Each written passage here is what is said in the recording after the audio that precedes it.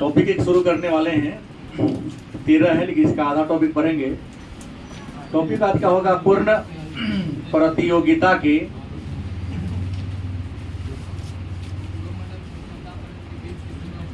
बाजार में कीमत संतुलन।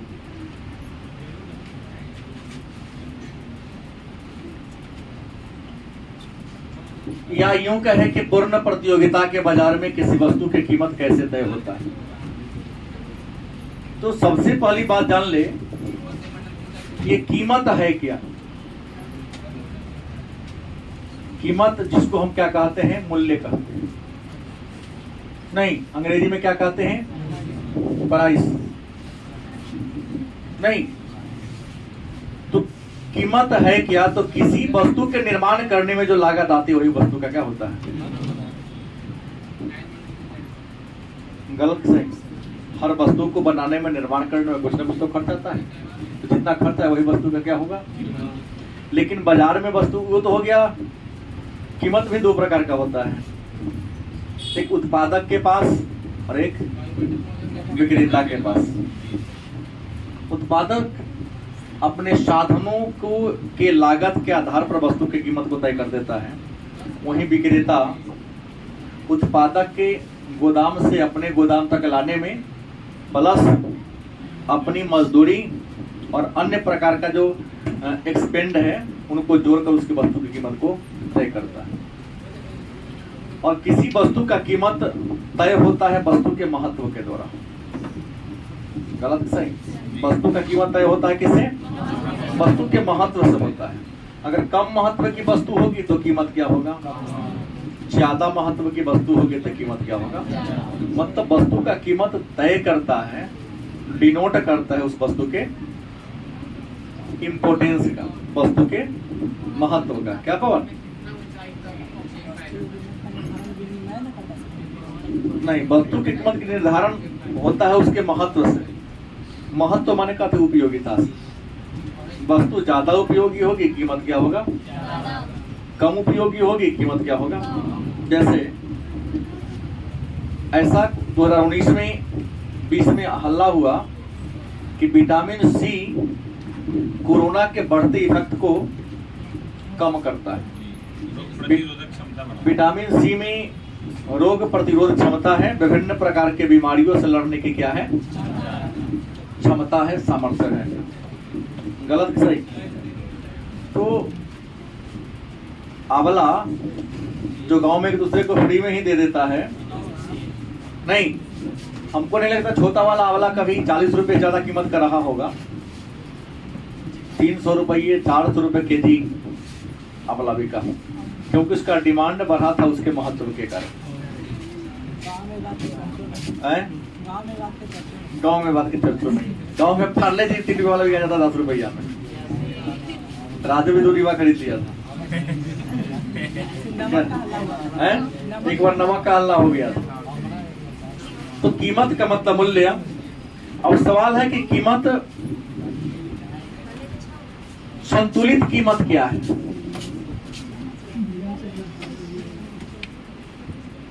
संतुलित कीमत क्या है, या संतुलित कीमत से आप क्या समझते हैं।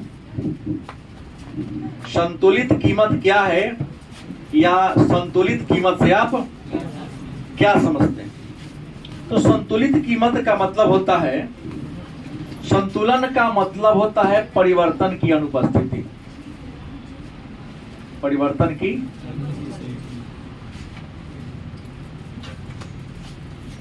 कहने का तात्पर्य यह है कि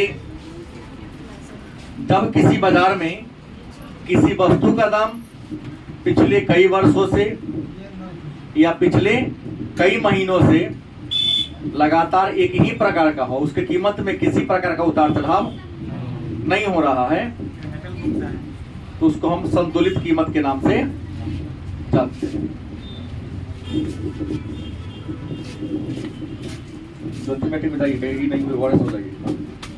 मतलब कहना है कि परिवर्तन की अनुपस्थिति, कीमत 5 साल पहले जैसा था आज भी उसका कीमत क्या है, वैसा ही है। इसको हम क्या कहेंगे, संतुलित कीमत के नाम से जानते हैं। दूसरा महत्वपूर्ण बात हुआ कि वस्तु की कीमत निर्धारण कैसे होता है। एक प्रश्न करता है कीमत का निर्धारण कैसे होता है। तो कीमत के निर्धारण में दो विचार थे। कितने विचार थे? एक विचार कहता है कि वस्तु की कीमत का निर्धारण वस्तु के मांग पक्ष से होता है। दूसरा कहता है कि वस्तु की कीमत का निर्धारण वस्तु के पूर्ति पक्ष के द्वारा होता है। मतलब वस्तु की कीमत कितना होगा। बाजार में 1 केजी बैंगन, 1 दर्जन केला, 1 केजी आम, 1 केजी प्याज खरीदने के लिए आपको जो धनराशि व्यय करनी पड़ती है उसी को उसका हम क्या कहते हैं? कीमत। लेकिन प्रश्न है आम का कीमत या आलू का कीमत या प्याज का कीमत तय कैसे होगा। तो किसी वस्तु की कीमत का निर्धारण कैसे होगा, इस बात को लेकर विद्वानों में या अर्थशास्त्रियों में बहुत ज्यादा क्या है? मतभेद है। एक विचारधारा कहती है कि वस्तु की कीमत उत्पादन लागत के द्वारा तय होता है। एक विचारधारा क्या कहती है कि वस्तु की कीमत किससे होता है? उत्पादन। अब कहेंगे उत्पादन लागत क्या है? तो किसी वस्तु को निर्माण करने में, किसी वस्तु को बनाने में जो खर्च होता है उसी खर्च को क्या कहते हैं? उत्पादन लागत कहते हैं। और उत्पादन लागत ये कहता है कि एक वस्तु को निर्माण करने में जितना खर्च होता है, एक उद्यमी या एक उद्योगपति उस वस्तु की कीमत को उतना जरूर तय करेगा। तो वस्तु की कीमत उत्पादन लागत पर होता है।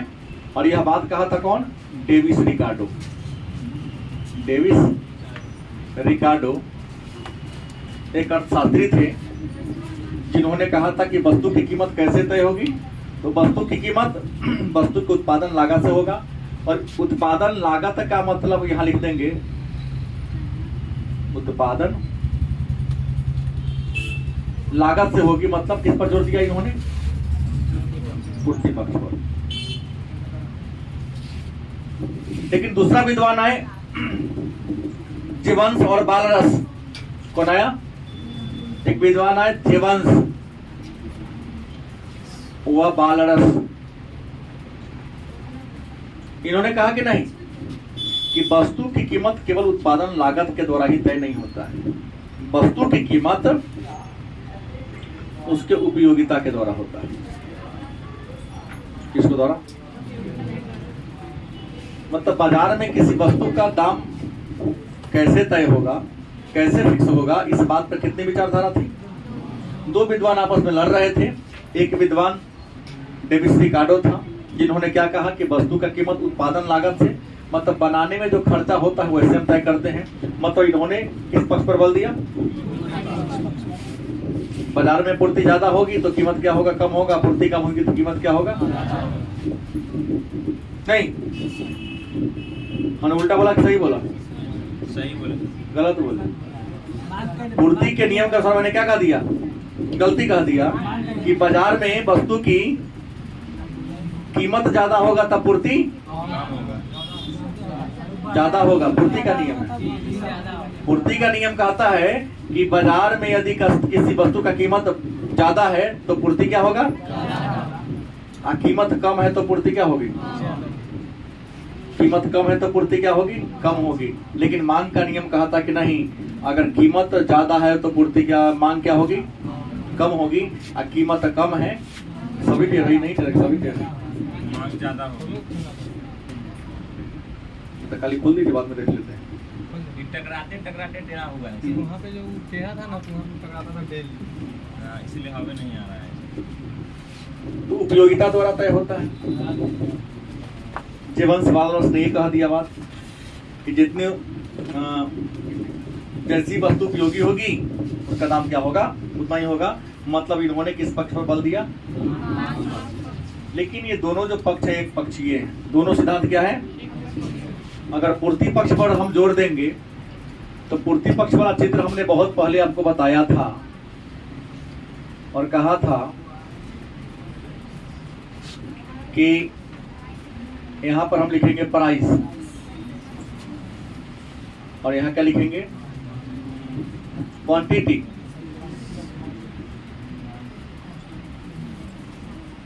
हमने कहा था 5, 10, 15, 20। कीमत 5 था, 10 हो गया, 15 हो गया, 20 हो गया। तो कीमत 20 था, 5 था तो पूर्ति मान लो 8 हो गया। कीमत बढ़कर हो गया 10 तो पूर्ति बढ़कर हो गया 16, या यूँ कर दो 12। कीमत बढ़कर हो गया 15 तो पूर्ति बढ़कर हो गया मान लो 18। कीमत बढ़कर हो गया तो पूर्ति बढ़कर हो गया मान लो 30। मतलब इसको एक लाइन से मिला, इसको एसएस लाइन कहेंगे। क्या कहेंगे? एसएस लाइन, मतलब सप्लाई की लाइन। यहाँ क्या दिखाया, कीमत कम है तो पूर्ति क्या है, सॉरी पूर्ति ने लिखना ही हमको है। कीमत 5 रुपये है तो पूर्ति कितना है, कीमत बढ़कर 10 हो गया तो पूर्ति हो गया। कीमत 15 हो गया तो पूर्ति हो गया। कीमत 20 तो पूर्ति। कहने का मतलब ये है, कहने का तात्पर्य ये है कि कीमत ज्यादा है तो पूर्ति क्या है, और कीमत कम है तो पूर्ति क्या है।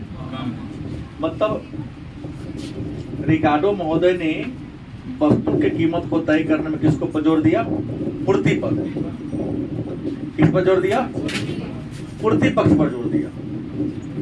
लेकिन वहीं मार्शल साहब जेवंश महोदय आए तो इन्होंने मांग पक्ष पर जोर दिया। किस पर जोर दिया, कहा कि नहीं, वस्तु का जो कीमत होता है इसमें इन्होंने कहा कीमत, यहां मांग। हमने बताया है कि कीमत अगर ज्यादा है तो मांग क्या होगा, कीमत घटेगा तो मांग क्या होगा, बढ़ेगा। कीमत और घटेगा तो मांग और बढ़ेगा। यहाँ मान लो 10, यहाँ मान लो 20, यहाँ मान लो 30। गलत सही, कीमत 30 था तो मांग 10, कीमत घटकर 20 हुआ तो मांग हो गया 10, तो क्या हो गया 30। ये दिखाया कि कीमत कम है तो डिमांड क्या है, और कीमत ज्यादा है तो डिमांड क्या है। इसका रेखा कैसे मिलेगा, इसको कहें डीडी रेखा। क्या कहेंगे, डीडी रेखा हो गया। तो कहता है कि कीमत निर्धारण कैसे होता है। तो कीमत के निर्धारण में 2 विचार आया। कौन विचार आया,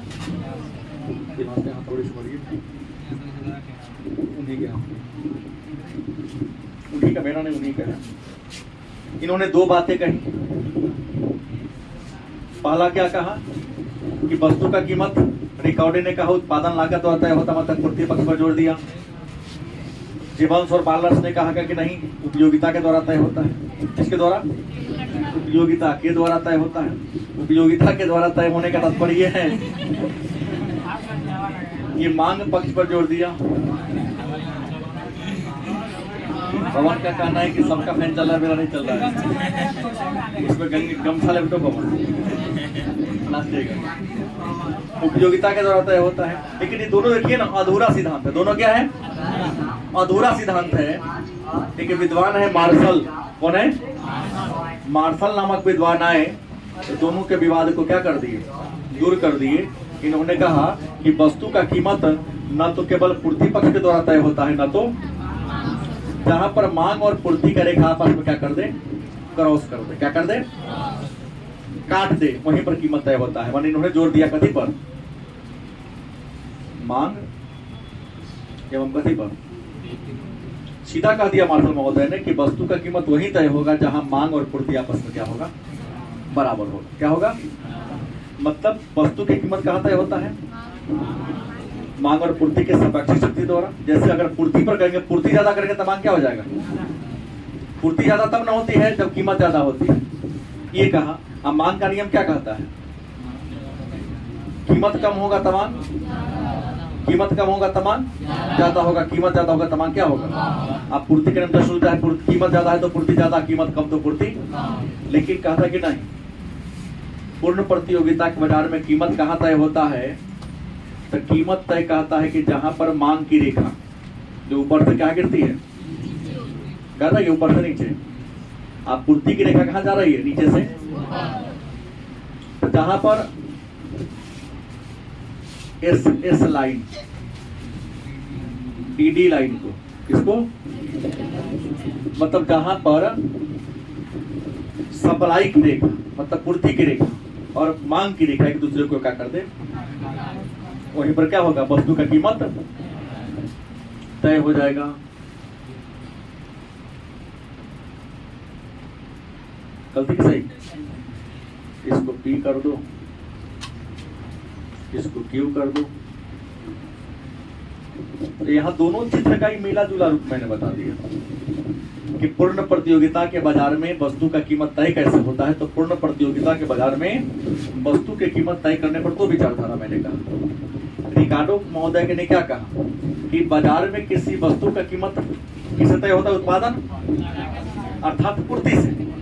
माने पूर्ति तय करती है कि कीमत क्या होगा, पूर्ति तय करती है। अब थोड़ा पूर्ति के नियम छोड़कर व्यवहारिक बात पर आ जाते हैं। पूर्ति तय करती है कीमत क्या होगा। जैसे मान लो कि शुरू में आम 100 रुपया में 1 किलो देता था,